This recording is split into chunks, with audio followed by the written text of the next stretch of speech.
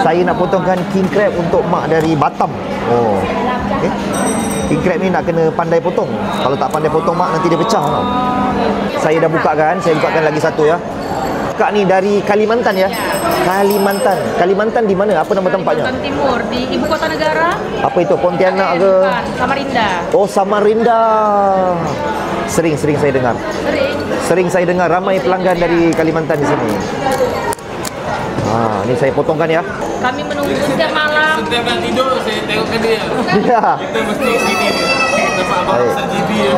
Terima kasih datang jauh-jauh ya.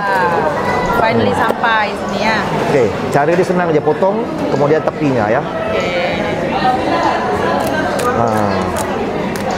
Boleh panggil seluruh warga Kalimantan dan seluruh Indonesia, Kak. Buat semua teman-teman yang ada di Kalimantan, terus juga buat teman-teman semua yang ada di Indonesia.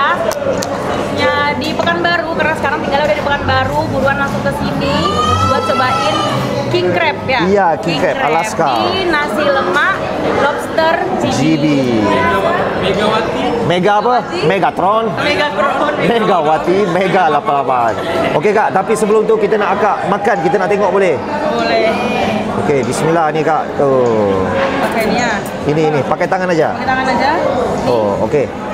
Lagi di sini pun harganya pun terjangkau ya. Ya, okay. jauh terjangkau. Jauh terjangkau ini. Daripada Indonesia. Ambil semuanya. Ini juga. Dan ini garlicnya. Okey, boleh nonton tengok.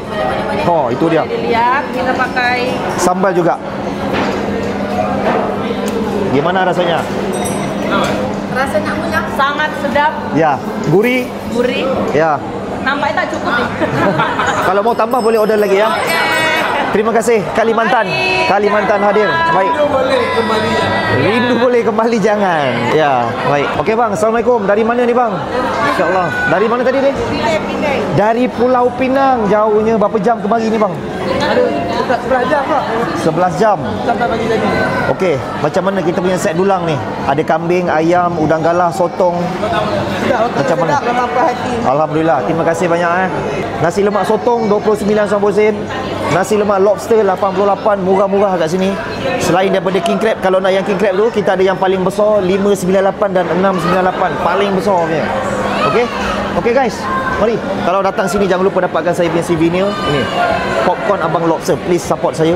Tempe chip support saya. Ini barang baik tempe chips ni Okey, kalau nak datang korang boleh waste saja. Saya di Setia Tropika Johor Bahru, waste nasi lemak Lobster JB. Setiap hari buka, tak ada tutup, dari jam 12.30 sampai 11.30 malam. Kalau belum follow, tolong tekan button follow sekejap. Support grow akaun saya. Ada berita baik untuk korang yang ada gaut, asam urat. Jangan